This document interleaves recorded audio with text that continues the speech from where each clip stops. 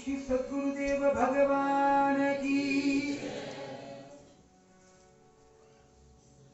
आइए नित्य की भांति श्री गुरुदेव चालीसा का यह अमृतमय पारायण अपनी अपनी रसना पर, अपनी अपनी जीवा पर आवृत्त कर सद्गुरु देव भगवान के पावन चरणारविंद में समर्पित करें।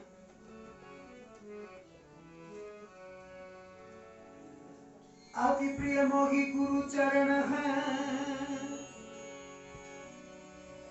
अमित भक्ति भंडार, नत शिर हो वंदन करूं, परम शांति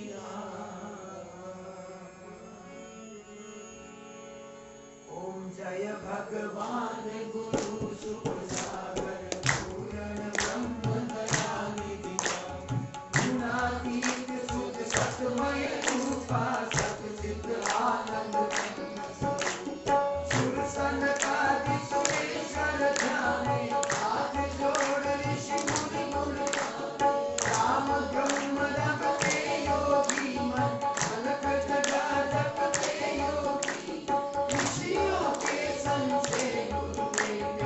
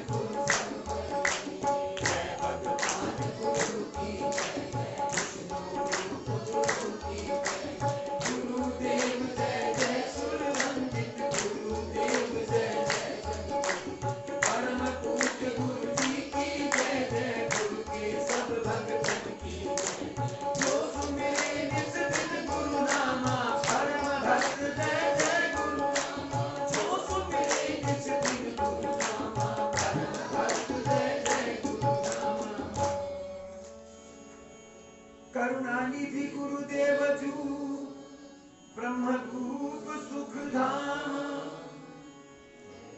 भय मोचन अगहर को दासन दास बोले श्री सद्गुरुदेव भगवान की जय।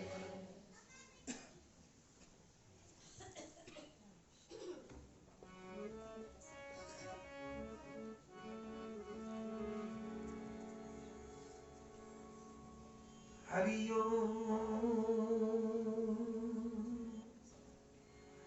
हरि ओम हरि ओम हरि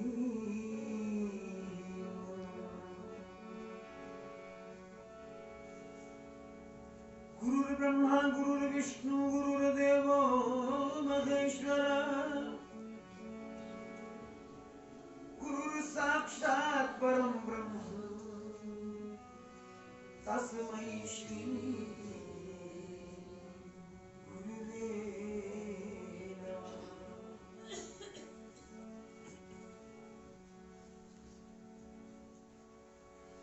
ध्यानमूलं गुरुरमूर्ति पूजामूलं गुरुपदम् मंत्रमूलं गुरुर्वाक्यं मोक्षमूलं गुरुकृपा। बोलो सद्गुरुदेव भगवान की जय। इस वर्ष के वर्षाकालीन सत्संग सत्र का आज 7वां सत्संग दिवस। इन वर्षा की बौछारों के उपरांत भी आप भरसक प्रयास के साथ समस्त संतगण, श्रद्धामती माताएं, आबाल वृद्ध प्रेमी बंधुगण इस सत्संग सदन में इस तत्परता से, उत्सुकता से दौड़ दौड़ करके आते हो कि हम कहीं चूक ना जाए। सद्गुरु का जो अमृत वर्षण है आपको यथारूप प्राप्त हो और अपने साधन मनन में उन वचनों के अनुरूप हम सब उन्नति प्राप्त कर सके। आइए गुरुदेव भगवान के चरणों में भाव पुष्प अर्पित करें। उसके बाद कल की चर्चा जहां से हम लोगों ने छोड़ी थी थोड़ा सा रिकैप करके उसको आगे बढ़ाने की चेष्टा करेंगे।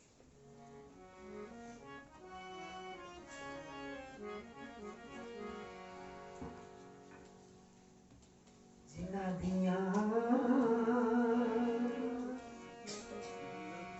लगियां बुरा देना वो सब ताजना दिया जिना दिया लगियां बुरा देना वो सब ताजना दिया जिना दिया लगियां बुरा देना वो सब ताजना दिया भाई जिना दिया लगियां बुरा देना वो सब ताजना दिया।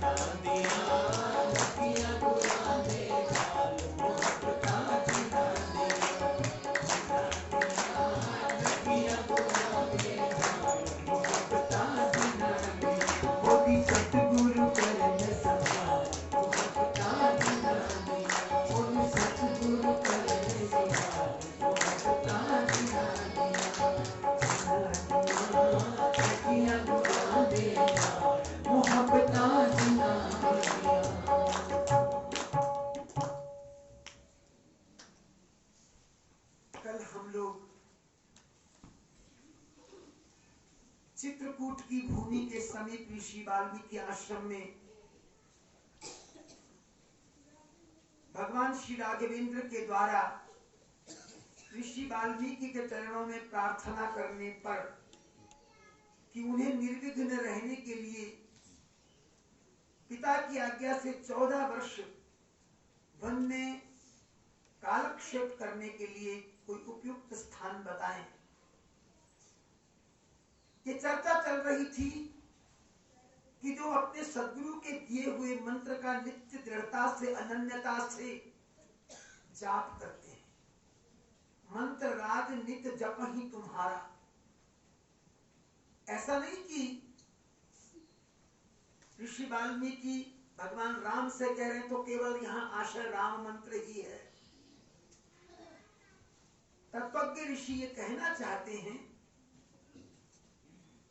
कि सद्गुरु के द्वारा प्राप्त भगवान का अपने इष्ट का मंत्र जो दृढ़ता से अनन्यता से सेवित करते हो और अनन्य भाव से परिवार समेत आपके पूजन में निरत रहते हो, शास्त्र विधि का अनुशीलन करते हुए विभिन्न अवसरों पर श्रद्धा सहित अपने स्थान पर, अपने गृह पर, अपने निवास पर होम तर्पण इत्यादि का अनुकरण अनुसरण करते हो, जो वेदवादी ब्राह्मणों के चरणों में नतमस्तक होकर उन्हें अपने घर पर बुलाकर भोजन खिलाकर अपने घर का अन्न पवित्र करते हो और फिर आपसे भी अधिक अपने सद्गुरु को मान लेते हो। हर प्रकार से सद्गुरु को सम्मान देकर उनकी सेवा में निरत हो और अपने अनेक अनेक कर्मों का केवल एक फल मांगते हो, केवल एक फल कि भगवान के चरणों में प्रीति हो जाए। सब कर मांग ही एक फल, राम चरण रति होय, तिनके मन मंदिर बसहु, सिय रघुनंदन दो। फिर आगे कहा, जो इस पुरुषार्थ में नित्य निरत हो, लगे हुए हो कि भीतर का काम और क्रोध उन्मूलित हो जाए, बीच में न रह जाए, अर्थात आसक्ति दोष और आसक्ति के परिवार स्वरूप ये सारे दुर्गुण भीतर से मिट जाएं। लोभ न क्षोभ न राग न द्रोहा, लोभ क्षोभ राग द्रोह सब समझते हैं। जिनके कपट दंभ नहीं माया, तिनके हृदय बसहु रघुराया। अर्थात जो अपने आप को अवगुणों से हटाकर आपके चरणों की शरणागति लेने वाले उत्सुक साधक जन हो, हे प्रभु आप उनके हृदय में वास करने लग जाइए। सबके प्रिय सबके हितकारी, दुख सुख सरिस प्रशंसागारी, सबके हित में सबके मंगल में लगे रहना, किसी का अमंगल नहीं चाहना, दुख सुख प्रशंसागारी में समान रहना, अर्थात प्रभावित नहीं होना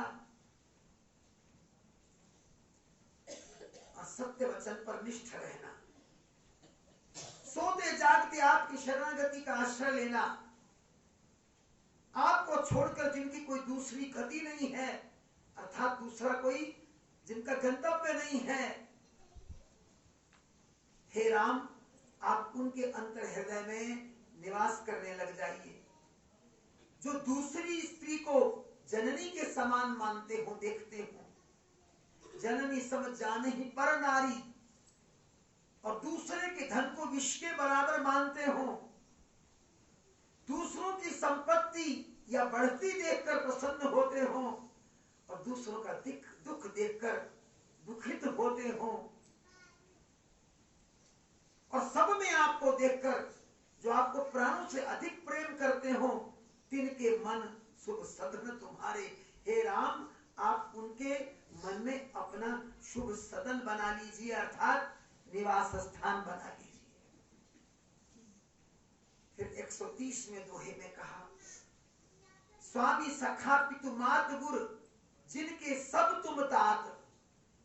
जो आपको स्वामी मानते हो, मित्र मानते हो, पिता मानते हो, माता मानते हो और सद्गुरु मानते हो,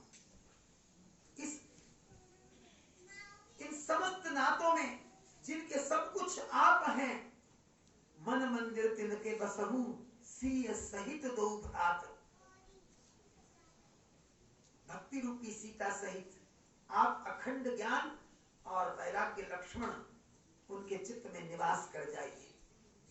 अब जो अंतिम चौपाई है उसमें वर्णन आया, अवगुण तजी सबके गुण लहही। दूसरों के अवगुणों से कोई सरोकार नहीं, अगर दूसरों में गुण है उसके प्राप्त करने के लिए प्रयत्नशील हो जाए। विप्रधेनु हित संकट सहही, जो तत्वज्ञ भूदेव हैं, गौ माता हैं, उनके लिए कष्ट सहकर भी उनकी रक्षा करने के लिए तत्पर रहने वाले जो जीव हैं, नीति निपुण, जो धर्म नीति में अग्रणी हैं, और आपके स्थानों पर जाने के लिए अर्थात आपके तीर्थों पर जाने के लिए जो सदैव तत्पर रहते हो, घर तुम्हारा तिनकर मननी का, उनका ये श्रेष्ठ मन सचमुच आपका घर है, आपका स्थान है। अपने जीवन में सद्गुण आ जाए तो वो आपके समझते हैं, अपने जीवन में दुर्गुण आ जाए तो अपना विकार मानते हैं, आप पर हर प्रकार से भरोसा बनाए हुए हैं। जिनको राम भक्त प्रिय लगते हैं, यहाँ अर्थ केवल राम भक्त कृष्ण भक्त नहीं, ऐसा नहीं है, परमात्मा के भक्त जिनको प्रिय लगते हैं, जिनके हृदय में भक्ति भाव होता है, उन्हें सत्कार जो देते हो, तेहि पूर्व बसहु सहित लय देहि। हे राम आप भक्ति रूपी सीता के साथ स्वयं ज्ञान रूप बनकर उनके हृदय में निवास करने लग जाइए। जाति पाति धन धर्म बढ़ाई, प्रिय परिवार सदन सुखदाई, सब तजी तुम ही रही उरलाई, तेहि के हृदय रहु रघुराई। जो जाति पाति धन वैभव और धर्म से भी आपको अधिक सम्मान देते हैं, अपने परिवार की उच्चता महानता इन सब को छोड़कर जो जो आपको हृदय में धारण करके रखते हो, उनके हृदय में प्रभु आपका निवास होना चाहिए। सर्ग नरक अपवर्ग समाना, जह तह देख धन धनवाना, कर्म वचन मन राउर चेरा, राम कहूं तिनके पुर डेरा। जो स्वर्ग नरक अपवर्ग इन सबको समान समझते हो, जिनके लिए किसी और लोक लोकांतर की कोई विशेषता ना हो, केवल आपके चरणों के अतिरिक्त, जो मन वाणी क्रिया से आपके ही दास हो, हे श्री राम आप उनके चित्त में अपना डेरा डाल लीजिए।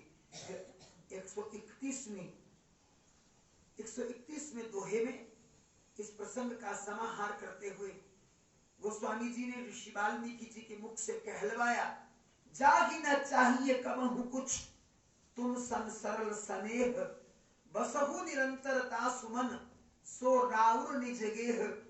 कल सतगुरु भगवान ने किसी के प्रश्न के उत्तर में यही कहा था कि यदि भगवान से हम सुख संपत्ति वैभव समृद्धि भी मांगे तो ये भी उचित नहीं है, क्योंकि भगवान इतने करुणा निधान है, इतने कृपामय हैं, वो हमारे व्यक्तित्व के भीतर के गुणों अवगुणों को जानकर हमें जो दे रहे हैं वही यथेष्ट है, उसमें अपनी टांग अड़ाना या अपना मान पत्र रख देना, ये सचमुच भक्ति की विधि का उल्लंघन है।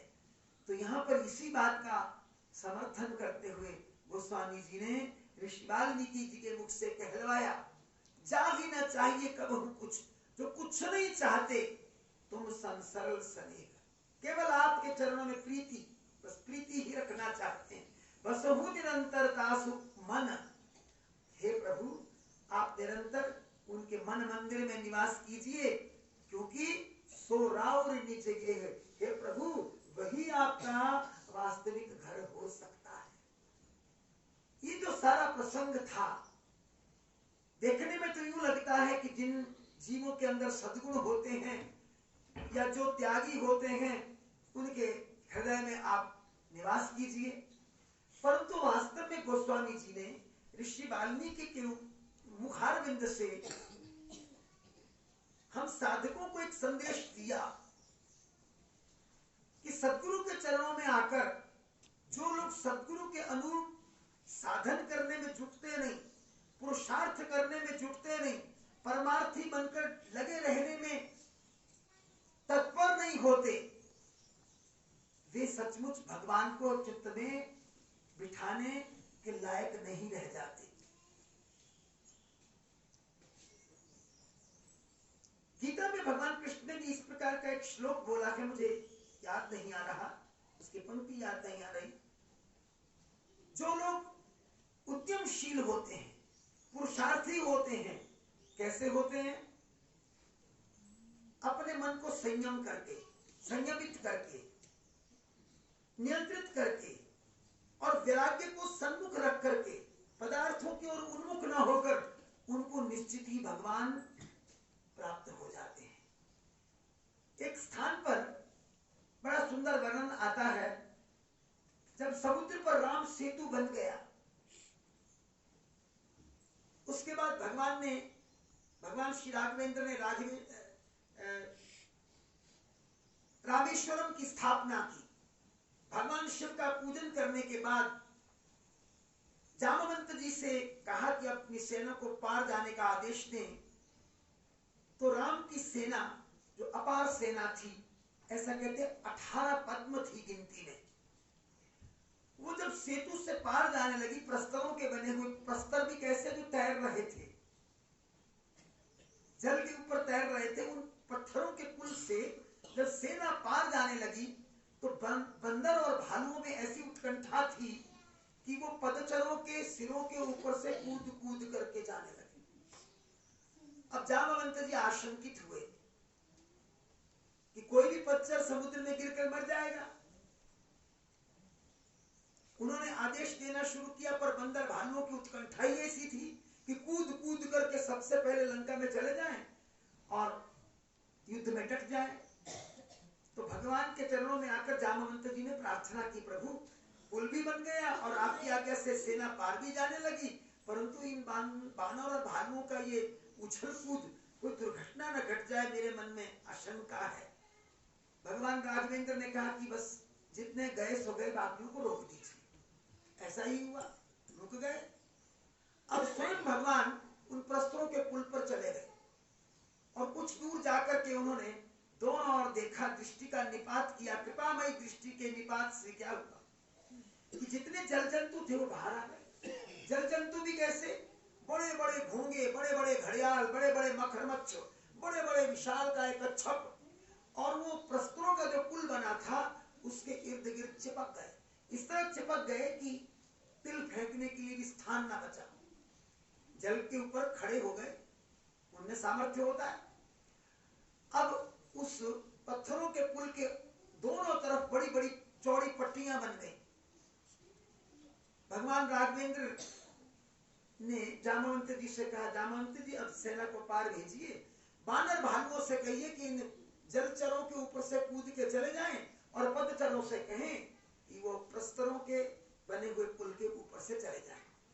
जामवंत जी ने सेना को तो आदेश दे दिया, सेनापति थे ना, पर भगवान के चरणों में आके प्रणाम करके पूछने लगे, प्रभु एक संशय और रह गया, आप अपनी कृपा से इतना सुंदर पुल बना सकते थे, सेतु बना सकते थे, तो इन बानर और भालुओं से पत्थर फेंकवाने की आवश्यकता क्या थी?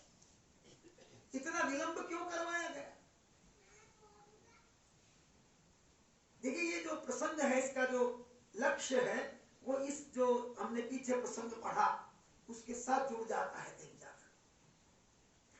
भगवान राघवेंद्र ये प्रश्न सुनकर के मुस्कुराए, हंसे और कहने लगे, जामवंत तुमने मेरी दृष्टि से बनने वाले पुल को तो देख लिया, परंतु ये नहीं देखा कि दृष्टि का पुल मैंने कहां खड़े होकर बनाया। जामवंत जी कुछ सकपा का है, फिर टटोल कर अपने भीतर बोले, प्रभु जितना मैं समझ पाया हूं वो तो आपने पत्थरों के पुल के ऊपर खड़े होकर बनाया। आपने अपनी दृष्टि की कृपा का पुल पत्थरों के पुल के ऊपर खड़े होकर बनाया। भगवान कहते, तो ये बताइए कि पत्थरों का पुल किसने बनाया? तो जामवंत जी ने कहा, प्रभु वो तो आपकी कृपा से आपके अनुचरों ने बनाया, हम जीवों ने पुरुषार्थ किया आपकी कृपा से। बस भगवान कहते, मैं भी यही सुनना चाहता था, जब जब जीव पुरुषार्थ का सेतु बनाता है तब ही मैं कृपा का सेतु बना पाता हूं। भगवान ने जब यामवंत से कहा तो चरणों में गिर गए। हम तो नित्य पढ़ते हैं लेकिन मानते नहीं। गॉड हेल्प्स दोज, इतनी सी तो बात है। रामचरित मानस कुछ अलग नहीं सिखाती, हमें हमारी बुनियाद पर लाकर खड़ा करती है। ये जो सारा प्रसंग हमने 14 स्थानों का पढ़ा, ये वो पुरुषार्थ है जिसे साधन कहते हैं, जिसे सद्गुरु के अनुकूल चलकर सद्गुरु के चरणों के चंचलिक अथवा पात्र बनने का एक प्रयास कहते हैं। तो इस सारे प्रसंग में गोस्वामी जी ने इस बात को संजोया कि हम वो पुरुषार्थ करें जो सद्गुरु को प्रिय हो, जो प्रभु को प्रिय हो। फिर प्रभु अपने आप कृपा करते, कृपा में कोई देरी नहीं होती, देरी केवल अपने अहम के बीच आ जाने की है। बात को उपसंहार दे रहा हूं। आप सब भागवत सुनते हैं, आजकल भागवत का प्रचलन ही बहुत है। एक बार जब घर में माखन चोरी कर ली थी, भांड फोड़ दिया था, श्री कृष्ण भगवान ने, नन्हे से कृष्ण भगवान ने, तो माता उस दिन क्रुद्ध हो गई थी, यशोदा क्रुद्ध हो गई, सांट लेकर के पीछे भागी। सांट मैंने सोटी लेकर के पीछे भागी। भगवान कृष्ण आगे आगे और यशोदा जी पीछे पीछे। यशोदा साधन भक्ति है, कृष्ण साध्य है, भागते चले गए। एक प्रकोष्ठ में जाएं, यशोदा जब पीछे जाए तो चुप करके निकल जाए, फिर अगली कोठरी में चले जाएं। मां को बहुत दौड़ाया। अंततः गत्ता भगवान विचार करते हैं कि यदि भक्ति भी मुझे प्राप्त ना कर सकी तो फिर भक्ति की गरिमा समाप्त होगी। जान पूछकर आंगन में गिर गए। अब मां ने कहा, आज तुझे मैं बांधूंगी। मां कह रही मैं बांधूंगी, जिसे कोई नहीं बांध सका उसे मां कह रही मैं बांधूंगी। मां ने प्रयत्न किया, रस्सी तो उसके हाथ में थी ही, बांधना शुरू कर दिया, उखल के साथ बांधना शुरू कर दिया। और जब वो बांधने के लिए अंत में डोरी को परस्पर सटाने की कोशिश करे तो 2 उंगल का अंतर पड़ जाए। अब 2 उंगल का अंतर क्या है? एक और डोरी उसने जोड़ दी गांठ लगा के, जब उसको लपेटा फिर 2 उंगल का अंतर आ गया। अंत तो गत्वा, ऐसा वर्णन आता भागवत में, माता हार गई और कहने लगी कि विधाता ने इसके भाग्य में मुझे लगता बंधन लिखा ही नहीं। थक गई, हार गई, परास्त हो गई। बस जिस समय हारी उसी समय वो रस्सी पूरी हो गई और गांठ लग गई।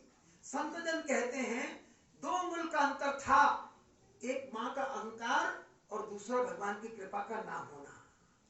अहंकार में कृपा हो ही नहीं सकती।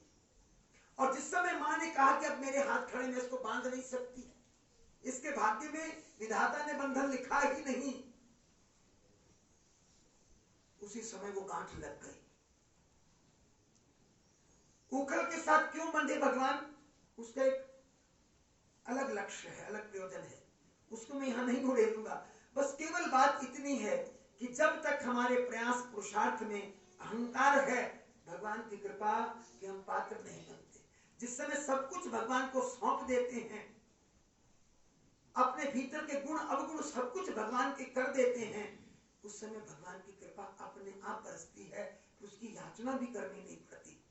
तो आइए भगवान के श्री चरणों में, सदगुरु महाराज के चरणों में ये निवेदन करें, ये प्रार्थना करें, ताकि हम सब उस प्रकार के पात्र बन सकें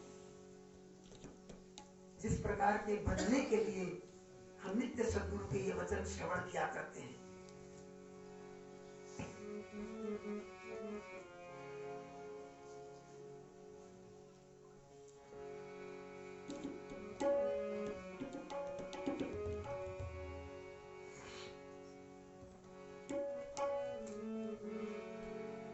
सद्प्रेरणा दो, सद्भावना दो,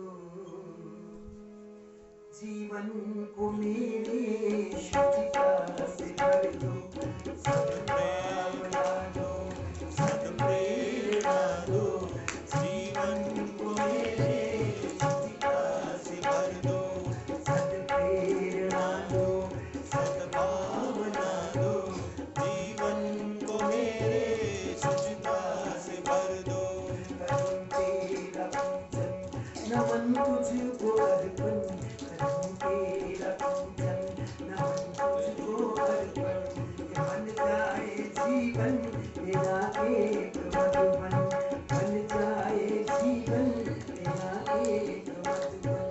सद्भावना दो, सद्प्रेरणा दो, जीवन को मेरे शुचिता से भर दो।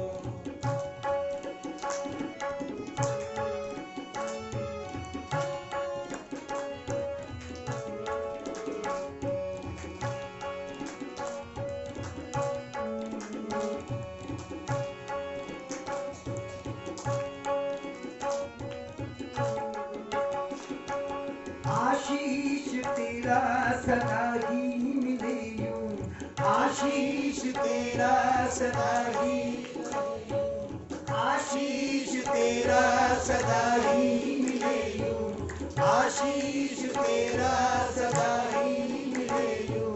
बागों में फूलों के जैसे खिले यूं, बागों में फूलों के जैसे खिले यूं। संगीत तुझसे मुझे प्रीत तुझसे, संगीत तुझसे मुझे प्रीत तुझसे। जीवन के प्यारे सभी गीत तुझसे। सद्भावना दो, सद्प्रेरणा दो, सद्भावना दो, सद्प्रेरणा दो, जीवन को मेरे शुचिता से भर दो। सद्भावना दो, सद्प्रेरणा दो, जीवन को मेरे शुचिता से भर दो।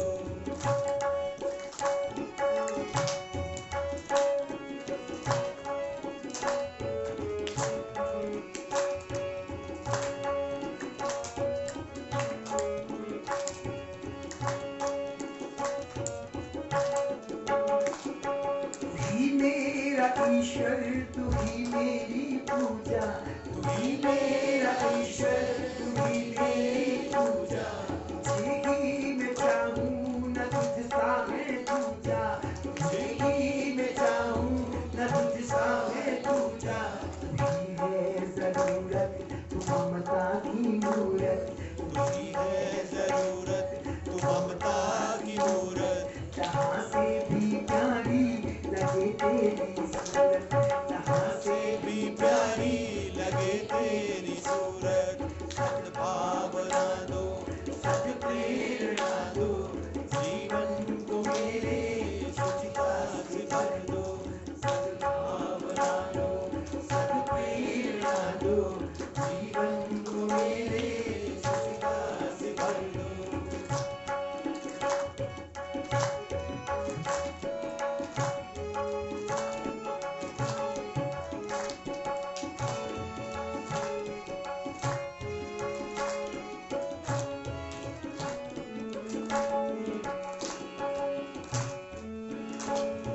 प्रभु प्यारा तू है सहारा भी तू है, प्रभु प्यारा तू है सहारा भी तू है। सखा तू ही मेरा किनारा भी तू है, सखा तू ही मेरा किनारा भी तू है।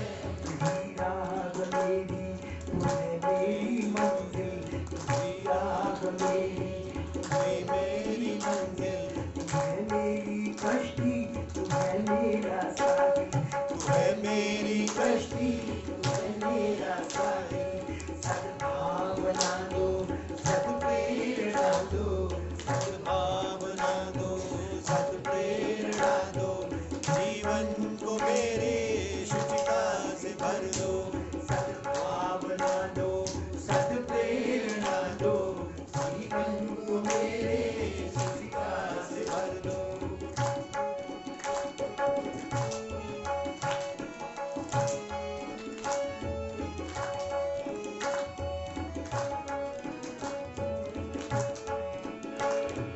तुमने छिपी है कोई दिव्य शक्ति, तुमने छुपी है कोई दिव्य शक्ति। मुझ में भी भर दो वही दिव्य भक्ति, मुझ में भी भर दो वही दिव्य भक्ति। वेदों की वाणी तू जग की कहानी, तू वेदों की वाणी तू जग की कहानी। ये दुनिया तेरे प्रेम की है दीवानी, ये दुनिया दुनिया तेरे प्रेम की है दीवानी। सद्भावना दो सद्प्रेरणा दो। भावना दो सद्प्रेरणा दो। जीवन को मेरे शुचिता से भर दो। जीवन मेरा